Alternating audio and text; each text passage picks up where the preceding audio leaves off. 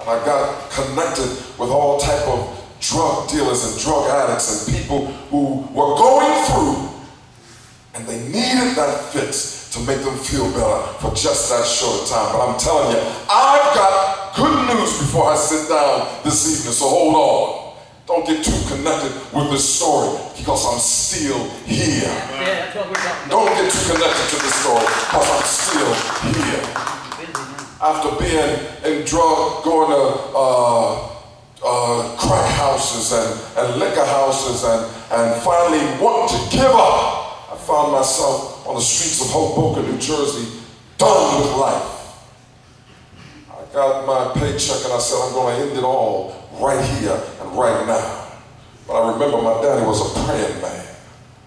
So after taking drugs all that night, I remember my body started to leave. I finally was going to accomplish my mission before the sun rose that next morning. I started to lose the senses of all my bowels. I started to throw up and I found myself running out of the home where I was at, and I fell up against a payphone. How good God is. Let me tell you, God is a mighty God. So I got on the phone and I called my father, Collect, and I said, Papa, I'm dying. I want you to pray for my soul because my life is over. My father prayed for me.